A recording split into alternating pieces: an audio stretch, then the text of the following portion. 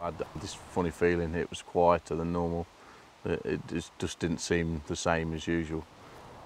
The next thing I know, I see a flash. There's always a flash before the bang, and I just happened to stick my hand to my head. It's a good job I did, because a large piece of metal that went through my hand would have killed me outright.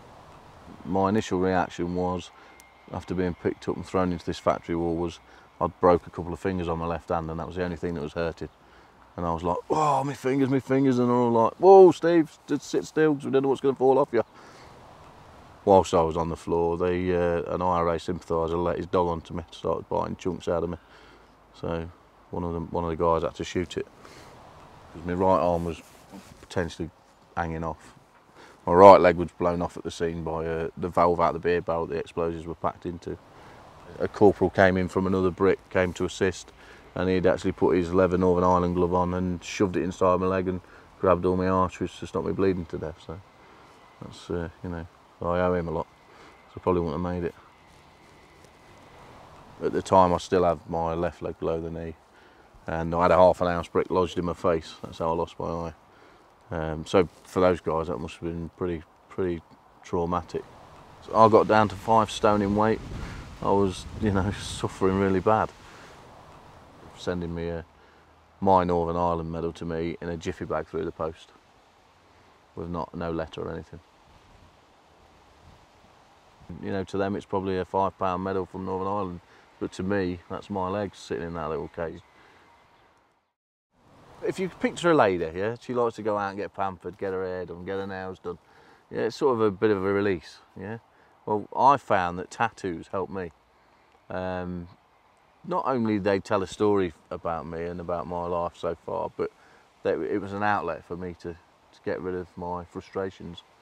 You know, I don't want to go around causing trouble for people or hurting people or doing anything like that. So my outlet was, I'm feeling a bit down, a bit peed off, and I feel like I'm a bit wound up and I might snap. I can have a tattoo because that makes me feel better.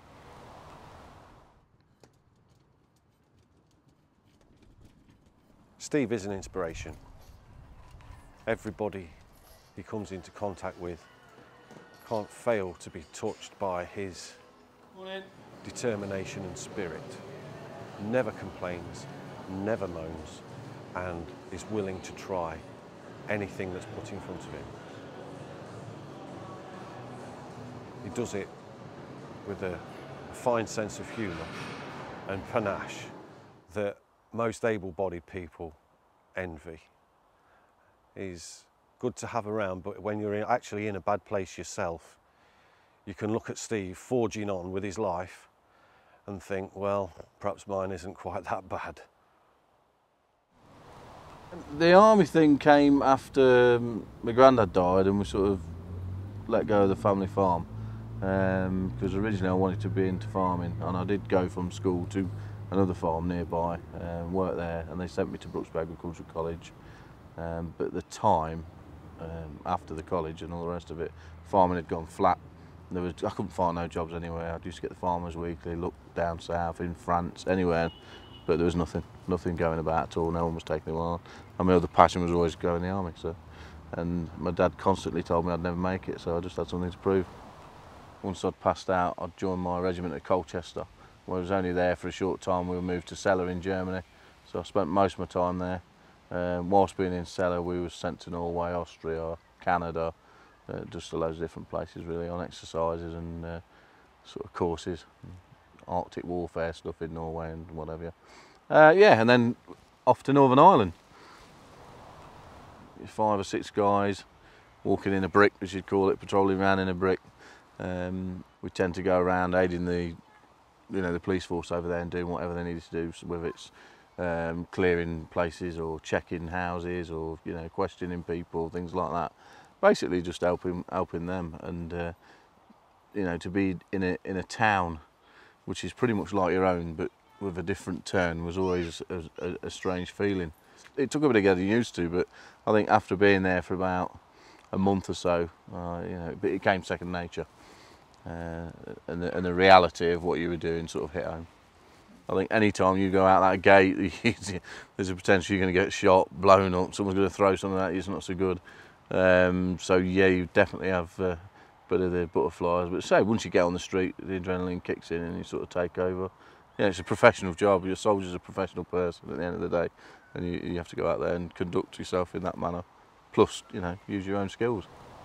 Usually on the patrol, I'd be a point man whilst I was in Ireland, so I knew all the streets, all the back roads, everything. And I decided, hang on a minute, you know, I think someone else should have a go. You've all been following me around like the Pied Piper, and I know everywhere we're going and understand. And these guys probably just, you know, I'm all along behind me, not really understanding where we are.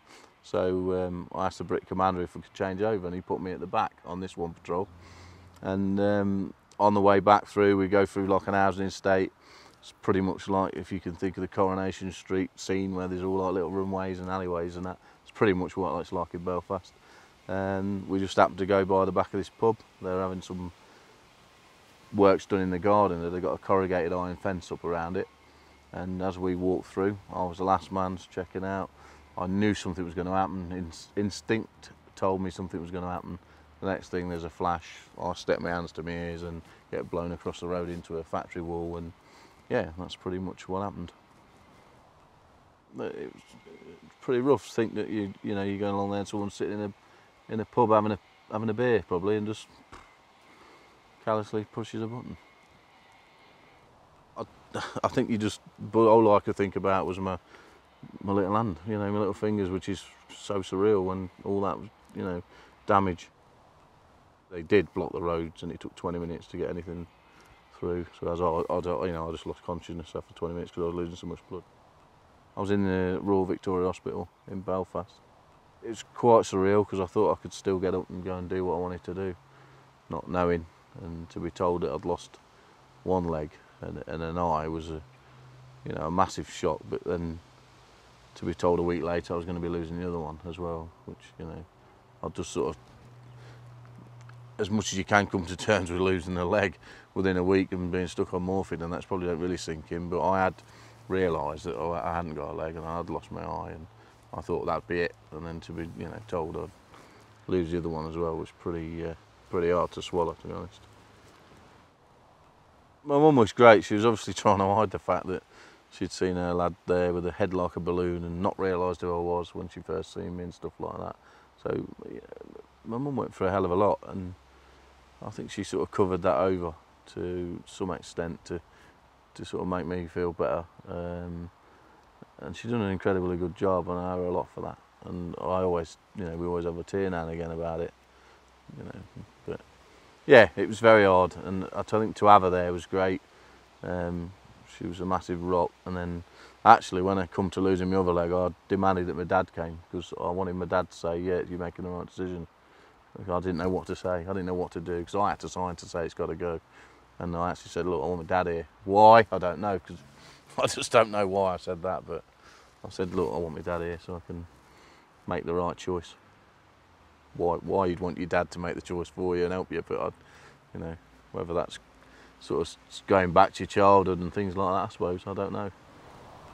Eventually I was moved to Woolwich Hospital in London, and there was lots of guys there for all different injuries, not just from Ireland or that.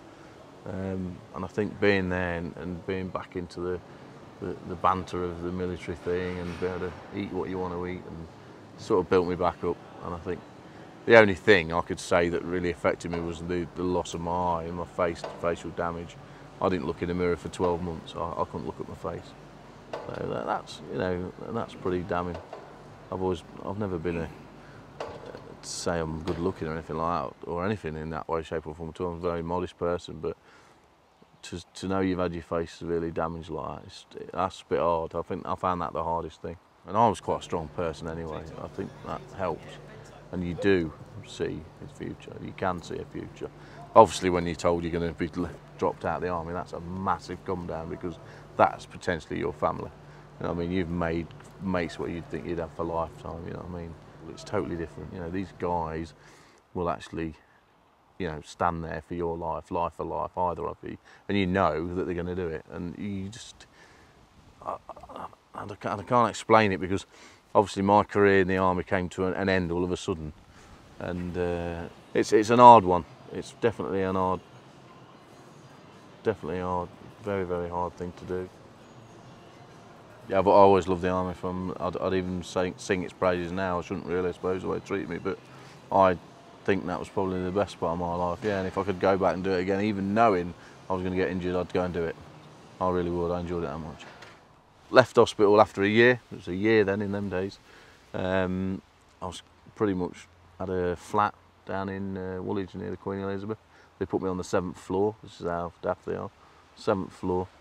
Most of the time the lift never worked, so you would carry, you know, if you got to go to an appointment, you have to be carried down by people, which is degrading straight away. Yeah, and pretty much the army was like, once I'd gone from there, sent me home, pretty much that's it. There's your papers, you've done your job, bye bye. To the point of sending me my Northern Ireland medal to me in a jiffy bag through the post, with no letter or anything. Absolutely gutting, lowest of the low.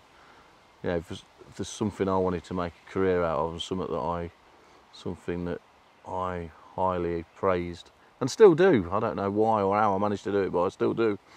To have had that happen, you know, to them it's probably a £5 medal from Northern Ireland, but to me that's my legs sitting in that little case. When I first met Steve, we were both at a reception in Blackpool to collect awards. Mine was for voluntary welfare work and his was for basketball coaching, and we formed a friendship which has just deepened and got stronger, and as our different paths have taken us through Blessmer's experience, I've become his welfare officer, which is quite entertaining at times, I can assure you. It was a welfare officer called Keith Meakin.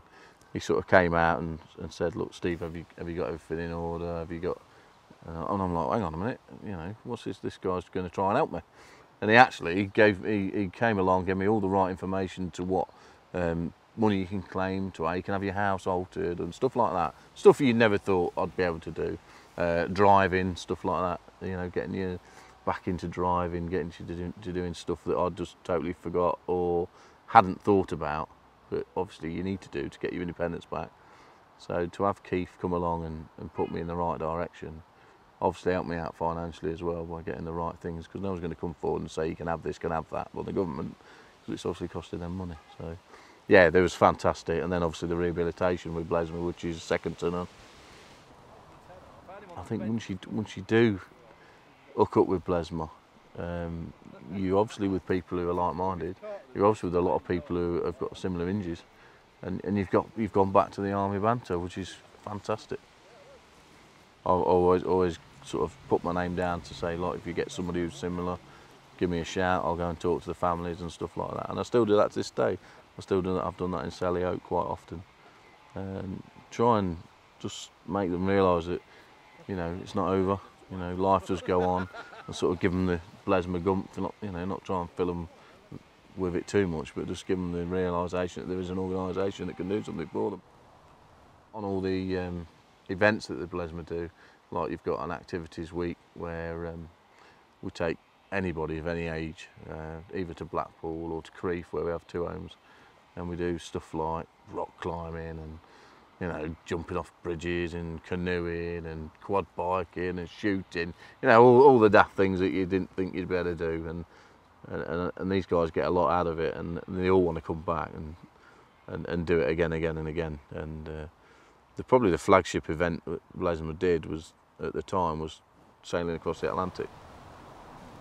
It started off with small beginnings where we helped him with learning how to do different activities such as abseiling and gliding, etc.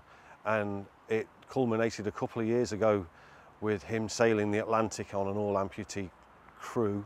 65-foot racing yacht, sailing from Cape Verde Islands to Barbados, 2,500 nautical miles. Yeah, with big massive waves and rollers and tropical storms and the boat being flipped over and all manner of stuff. Well, Blessmer started in the 1920s with a group of Scottish amputees from the First World War who set up a group self-supporting other amputees, and the idea quickly spread nationally, and we ended up in the 30s with the Limbless Ex-Servicemen's Association, which was there to help with the everyday difficulties that they were facing at the time. Blessmer was set up to knock on the door of 10 Downing Street to try and improve the financial and welfare plight of all amputees injured in service. I'm not only doing things I never thought I'd be able to do, but now I'm putting back and giving these guys that are being injured now and from the past who we're now finding not done a lot, getting them out, you know, starting new lives. I've got one instance, I won't mention their names, but there's a chap who really struggled with life as an amputee, single leg above knee, and he'd really struggled, and he'd hit the alcohol and really, you know, became somebody he didn't want to be, the dark side, as we say. And going on this trip with this gentleman and seeing his total change of attitude and the way we worked together, and this guy was crying by the end of it. He'd been inspired by, you know, so many different people on this trip, and he chose me for some reason to say, you know, obviously probably because I got more missing than he had, but to see how I moved about and got about and did things and conducted myself in the manner I had, and it sort of gave us a real strong bond. And I think to myself, Christ, you know, over there I was struggling, but I did it because I wanted to do it. But I've helped somebody, you know, and that's my main thing. If I can help just one person, you know, get off the backside, go and do something, because it's not impossible. You just find a different way around it. Steve's one of the reasons why we do what we do in Blessmer.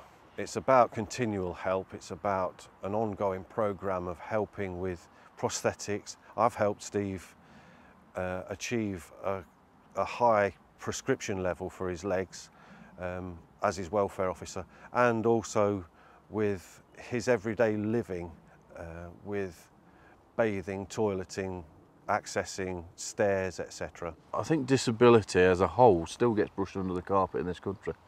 As much as they say they're changing and things are better, they probably are, but they're not good enough yet. You know, I play wheelchair basketball for Leicester. We have to go to train at the most stupidest times because that's the only time we can get, because, you know, we need to get a discounting rate or something to get there, and it's a non-profit organisation. It's like the Paralympics, isn't it? Coming up 2012. Thousands upon thousands of people want to go and watch the Olympics. But as soon as it changes a week or 2 weeks after the Paralympics, the majority of those people will turn off. Why? I think there's more inspiration in watching the other side of the Olympics, the side I'd want to be involved with. You know, the inspiration. All athletes are inspirational, but to overcome a disability and get around it a totally different way and still compete at that level is totally inspiring to me. Today, Blessmer's a very different beast. It has an aggressive rehabilitation programme. We're involved right from the initial outset of the casualties' return from whichever war zone or whichever incident. We're there to help them and their families in the Birmingham hospitals, and then through Headley Court we help with the prosthetic delivery, and then we help with teaching them how to deal with a myriad different problems that we know they'll face. We've got a lot of experience with it, and we try to form bonds, amputees leading amputees. That's the important factor. And the other important factor is it's Blessmer for life. We don't just pick them up and help them in the first year or two after trauma. We're there for life. We'll help them throughout in whichever way we can. We meet the need that they have with speed, if possible. I would love, and I'm going to try and get into racing a car or van in the VW Cup Series. We're just speaking to VW commercials. Hopefully we can get into one of those racing line caddies to race for next season. We're just in talks with those there down at Milton Keynes. We've got 2 green lights at the moment, we need 3. So we're just waiting on that 3rd green light. If we get the 3rd green light, then we'll get the caddy. There are a couple of disabled people already doing it, but there's no ex-military disabled people doing it, and nobody as severely disabled as I doing it. So the thing is, can we get up and running as a team and get on the track? It's something I'm really passionate about, motorsport. I'm massively into British touring cars, and if we can use the VW Cup for 3 seasons, say, to get sort of nurtured and running a team, to hopefully try and get into the BTCC, which would be phenomenal. Whether we can do it, I don't know, but just to be able to say we tried, and most things I try I always conquer. And if we can create a team where we've got a whole team full of amputee people or people who've been injured, forces or civilian, and we can run a team, and to have that professional thing, and also the fact that if these guys want to come on board, they get retrained, and hopefully there's a way back into work as well. Blesma leads amputees with amputees, and in our rehabilitation programme, often we get young casualties who aren't sure if they can manage with the level of disability they've got. Steve talks to them, they see his injuries, and then they know they can do it. And the whole horizon for them changes very quickly. He leads from the front. He's a natural born leader, even though he does it unconsciously. And he's a nice bloke as well. He can goad people. He can make them laugh while they're struggling. It's a pleasure to watch. I'm not a racing car driver, I just drive like anybody else, hopefully safer. But yeah, it's going to be a big learning curve. I've obviously got to go for a lot more things to get a licence than the average able-bodied person has.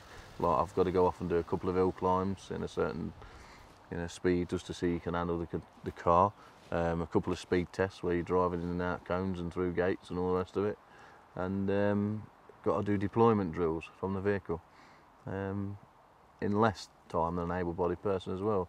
So it's quite demanding, but something I think we'll have fun doing, and it's not out of the realms of possibility. I think we can do it. Much bigger than just racing. It's everything that you believe is good in the human spirit. I think you'll find in there somewhere. Might not be all at the same time, but it's there. Inspirational, determined, the best of British lion hearts, and he's well loved by people who come into contact with him. I think if you could believe that your company have got really the power to get people, involved in motorsport, but involved in being active. It's not just about motorsport, it's about obviously the learning and the getting back to work thing. There's very, very little out there government-wise for people. It's an hard struggle, but it's an hard struggle for everybody. It's even harder for disabled people. So if you can find the money or the time or the effort to put into a project that's going to give you back massive, because we could potentially get a whole team running, like I say, kitted out, with your brand attached to it as well. There's not much better than you can do for that. I think for an advertising point of view as well, you won't get any better. It could be people who suffer from PTSD, it could be people who suffer psychological injury, or they're just stuck in a rut, like I said before. There's no reason why people who are shut in houses on their own with no help or support could watch this programme and think, right, I'm going to contact Steve and their team. Why can't I be part of that? Let's get them out of that thought process. Let's get them into thinking positive, because you've got the other side of things, like the controls for adapting the car, whether we can move things on with that and make adaptations in cars, in normal driving cars as well as race cars, easier for people to use, and the components and the stuff they use make it more user friendly. And that's down to going back to prosthetic limbs as well, because the race car technology they're using in F1 and stuff like that is pretty much technology used in these false legs today. So I think there is a marriage. There's definitely a marriage there. So if we can utilise that, it'd be fantastic. It's always got to be about self-belief, but if you haven't got it to start with, then it's always a difficult thing to get back. But I believe with our project and with people meeting and talking to me and other people like me, that people would want to be part of it, and I think they would get it back. If you can get your mojo back, it always helps. Definitely. I'm like the big dad. I just want to put my arm around it. It doesn't matter what group you're coming in from. anyone that's, you know, struggling in life or had a hard run, and they want a bit of something different and a bit of inspiration, or a reason for them to get, you know, off the settee and be positive. And then that, you know, that if we can do that, that's what, you know, that's where I am. You know, I think that'd be awesome, absolutely fantastic. Steve's very strong and resilient. He's got a lion's heart, and that's evident in all he does. He gives it 100%. He's fearless, and he's an integral part now of a very adventurous Blessma team. It's not about your disability, it's about your ability. So disability doesn't really factor, because anything out there could be altered or changed in a way where you can do it. Get out and inspire people, yeah, to come and have a go. Whether it's motorsport or whatever it is, it's just to get up, have a go. You know, you've got a life, let's get busy living it. Why not?